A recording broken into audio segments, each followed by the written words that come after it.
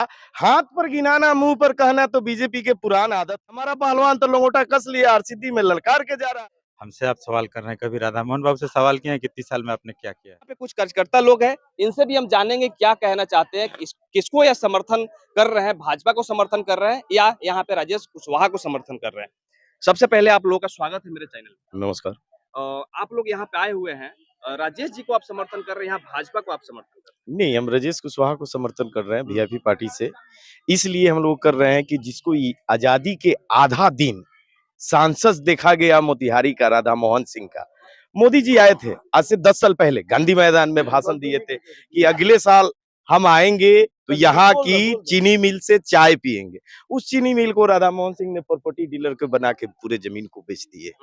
तो उनके साथ जितने चंपारण के किसान हैं, एक हम ही किसान नहीं है, जितने किसान जिस जाति के हैं सब लोग उनसे नाराज हैं। दूसरी बात, हरसिद्धि में वो एक शब्द गिना दे कहीं विकास का, दरिया की कोई काम करवाए हो, बता सकते हैं। उनके कुछ कार्यकर्ता लोग कह रहा था कि महागठबंधन को उम्मीदवार ही नहीं मिल रहा है मोतिहारी से। नहीं, उम्मीदवार तो ऐसा हम लोग पहलवान लाए हैं कि डॉक्टर राजेश जी दूसरे किसी को इलाज करते हैं, उनकी पहलवान से उनकी कोई बीजेपी के कार्यकर्ता बोला था कि पहलवान को लाए तब लंगोटा कसे। हमारा पहलवान तो लंगोटा कस लिया, आरसीडी में ललकार के जा रहा है। जिस दिन 25 तारीख को चुनाव होगी उस दिन मालूम चलेगा कि हमारा राजेश कुशवाहा लंगोटा कोसे थे जो जीते। राधा मोहन जी से बात होती है तो हमेशा वो अपना काम गिनाते हैं कि सीएल प्लांट लाए, कृषि भवन बनवाए, डेयरी मदर डेयरी लाए, बहुत सारा वो अपना गिनाते हैं। सत बात है, जब कैबिनेट मंत्री थे तो इस जिला में किसी किसान के लिए एक शिविर नहीं लगा। हाथ पर गिनाना, मुंह पर कहना तो बीजेपी के पुरानी आदत है। हाई डिजिटल इंडिया बनाएंगे, क्या बनाए? किसी का ना विकास हुआ, ना किसी स्टूडेंट का आज तक नौकरी दी। कितनी केंद्र की सीट खाली है, हमसे आप अच्छा जानते हैं कि हर डिपार्टमेंट में सीट खाली है। राधा मोहन सिंह जी जब कैबिनेट थे, पूरे सांसद थे, तब भी उनको दोबारा इज्जत दिया, चंपारण का जनता उनको वोट दिया, भेजा गया। जो मोदी जी उनको कैबिनेट सदस्य हटा दिए, तभी उनको संन्यास ले लेना चाहिए चुनाव के। आज राजेश कुशवाहा से हार के संन्यास लेंगे गार्जियन आदमी, उनको तो पहले ही सिलेंडर बन जाना चाहिए, मोतिहारी सीट छोड़ देना चाहिए। 10वीं बार चुनाव लड़ने जा रहे हैं। 10वीं बार लड़े या 11वीं बार लड़े? जब वो अपने पंचायत चुनाव नहीं जीते थे, पंचायत चुनाव जब नहीं जीते थे तो उनको लोग मौका दिया। अब हम उसको नहीं ना जिता देंगे जो कुछ चुपचाप कुर्सी पर बैठा रहे, भ्रमण करने के लिए चुनाव में ही आए, या नहीं तो विधानसभा हो तो बड़ी बड़ी मंच पर 2 शब्द बोल दिया, चला गया। अगर कहीं एक ईंटा हरसिद्धि में दिखा दे तो हम उनकी गुलामी करें। तो फिर मोतिहारी की जनता उनको 5-5 बार क्यों चुन करके लाई? क्योंकि जातिवाद करके जीतते हैं, जातिवाद करके जीतते हैं। अब कोई जातिवाद नहीं चलेगी उनकी, क्योंकि जनता चंपारण की पढ़ी लिखी है, होशियार है, यहाँ से आजादी दिलवाए थे। जातिवाद मेरी बात पहले सुनिए, उसके बाद आपके क्वेश्चन के देंगे।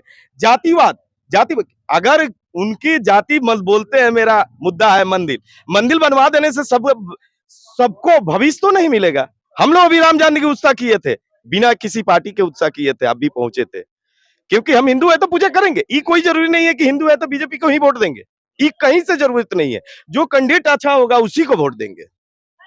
ये बहुत बढ़िया बात है।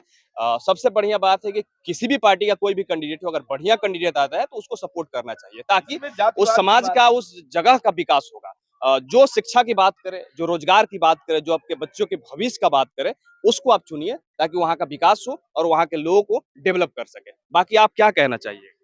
हम कहना यही चाहेंगे कि राधा मोहन जी बोल रहे थे कि जे बतासा के चक्कर में मंदिर को मत तोड़िए, लेकिन मंदिर के हम लोग भी मंदिर आप गए थे, हम लोग भी पूजा के बहुत अच्छा से प्रोग्राम किए थे।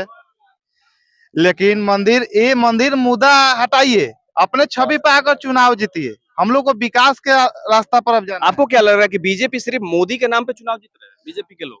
देखिए, मोदी के भी नाम पर भी जीत रहा था, अब उसका भी हवा खत्म हो गया है, मोदी जी का भी हवा खत्म हो गया है, वो भी अब कुछ नहीं पाएंगे कि नहीं, वही डर है।